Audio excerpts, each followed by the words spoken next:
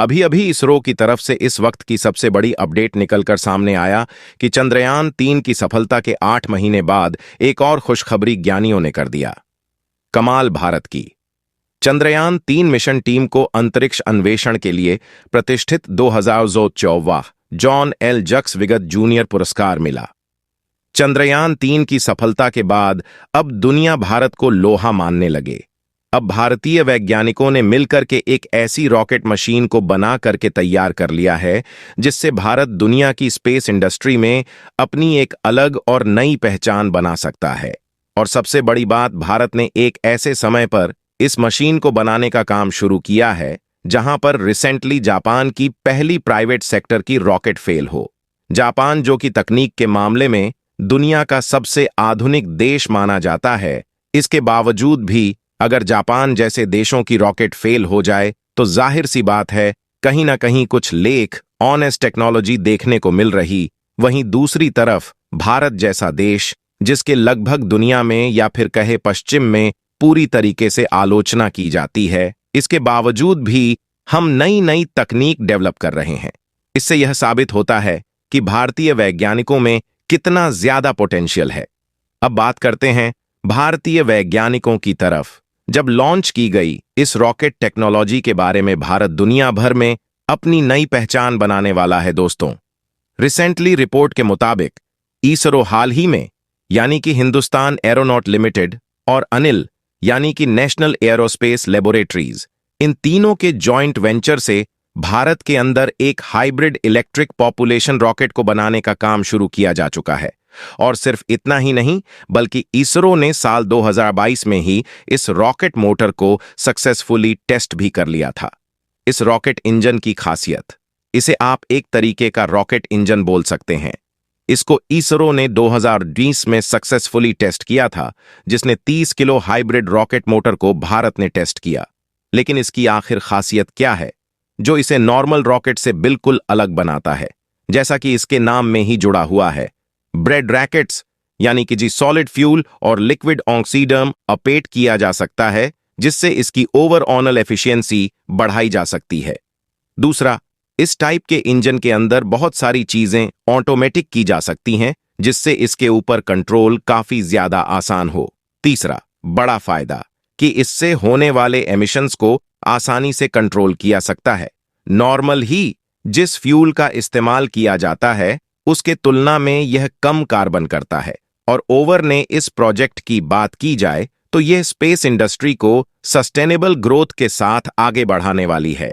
और आप यकीन नहीं करेंगे कि यूरोप और अमेरिका जैसे देशों के अंदर इस तरीके की टेक्नोलॉजी का इस्तेमाल किया जा रहा है, वह भी बहुत कम स्तर पर, क्योंकि इसको बनाने की कॉस्ट बहुत ज्यादा आती है। और रिपोर्ट के मुताबिक भारत जिस टेक्नोलॉजी पर काम किया है दोस्तों, अभी आपने देखा ही था कि इसरो ने 5-6 महीने पहले चांद पर बवंडर मचाया और उसके बाद सूरज पर भी पहरेदार लगाना भी जबरदस्त एक्यूरेसी के साथ अमेरिका, यूरोप और हमारा सबसे बड़ा दोस्त भी आंखें फाड़ फाड़ कर देख रहा है।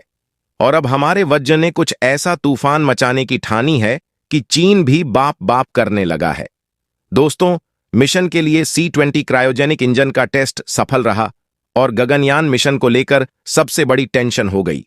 दूर 8 से 8 सेकंड में इसरो ने 4 इंजनों पर कर डाला। वहां का सब कुछ ठीक रहा तो अमेरिका, रूस और चीन के बाद भारत अंतरिक्ष में इंसानों को भेजने वाला दुनिया का चौथा देश बन जाएगा।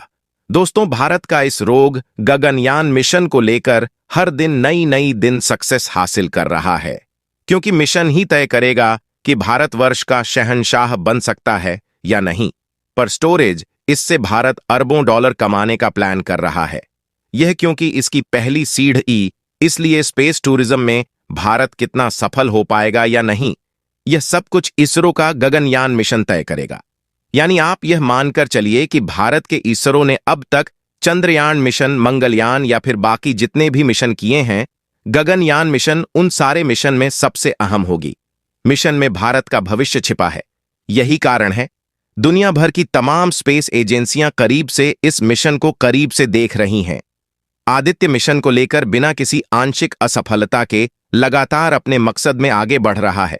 दोस्तों, इसी क्रम में इसरो ने आज एक और दमदार उपलब्धि हासिल की है।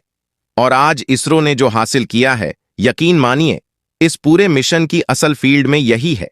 या इस मिशन को स्पेस में लेकर जाने वाला इंजन अगर यह फिट बैठ गया तो समझो मिशन सक्सेसफुल हो जाएगा। और आज इसको लेकर इसरो ने एक बड़ी उपलब्धि हासिल कर ली है। मात्र 88 सेकंड में इसरो ने वह काम कर डाला जो अब तक मुश्किल लग रहा था। मैं आपको पूरी खबर बताऊंगा। गगनयान मिशन से जुड़ी इस खबर को विस्तार से बताएंगे। इस इंजन की खासियत भी हम आपको बताएंगे। तो चलिए दोस्तों, हम अपने टॉपिक पर आते हैं। दोस्तों, जन मिशन के लिए इसरो की एक और छलांग E-20 क्रायोजेनिक इंजन पर मिली। बड़ी कामयाबी T-20 क्रायोजेनिक इंजन को मिला सेफ्टी सर्टिफिकेट। दोस्तों, इस मिशन का सबसे अहम कड़ी को इसरो ने उन्हें पार कर लिया। इसरो ने गगनयान मिशन के लिए CA-20 क्रायोजेनिक इंजन तैयार कर लिया। इसरो ने इस इंजन का सफल परीक्षण कर लिया और टेस्ट में इंजन बखूबी काम किया, जिससे यह सफल हो गया। इंजन एडमिशन के लिए रेडी है। CT इंजन को ह्यूमन रेटिंग स्टैंडर्ड के मुताबिक तैयार किया गया है। अंतरिक्ष के क्षेत्र में इसरो आज फिर इतिहास रचने जा रहा है। भारत का पहला सूर्य मिशन आदित्य-11 शाम करीब 4 बजे अपनी कक्षा में स्थापित होगा। करीब 15 लाख किमी का सफर तय कर आदित्य-11 आज हेलो पॉइंट पर पहुंचेगा। यह दूरी पृथ्वी और सूर्य के बीच की दूरी का सिर्फ 1% है। भारत ने इस मिशन पर करीब 400 करोड़ रुपए खर्च किए हैं। आदित्य-11 को 2 सितंबर को लॉन्च किया गया था। इसमें लगे 7 पेलोड सूर्य से निकलने वाली किरणों का अध्ययन करेंगे।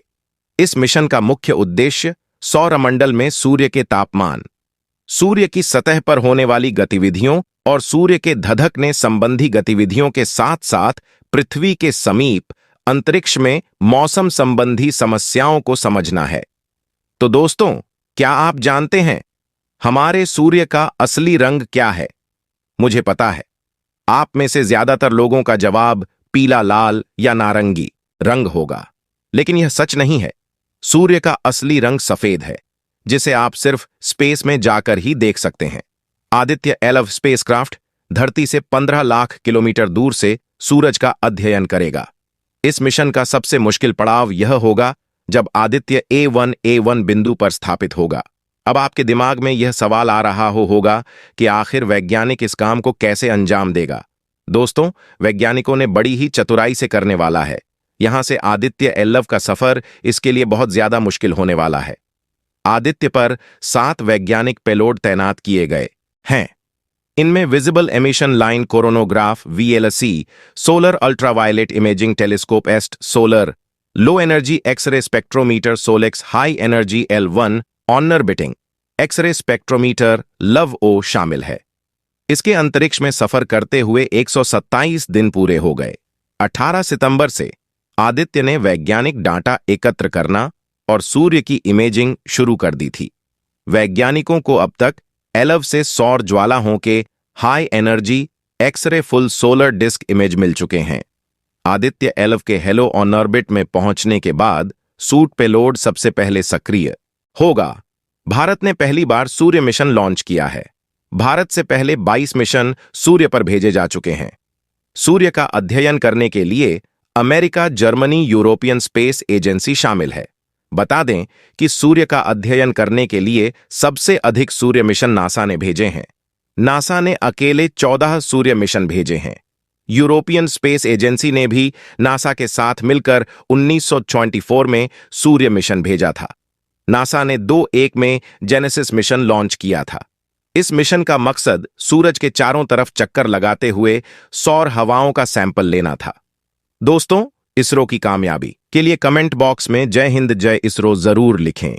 इस वीडियो को एक लाइक जरूर करें और अपने मित्रों तक इस वीडियो को शेयर करें ताकि उन्हें भी जानकारी मिल सके, और अपने भरोसेमंद चैनल को सब्सक्राइब जरूर करें और बेल आइकन को ऑल पर सिलेक्ट करना बिल्कुल ना भूलें।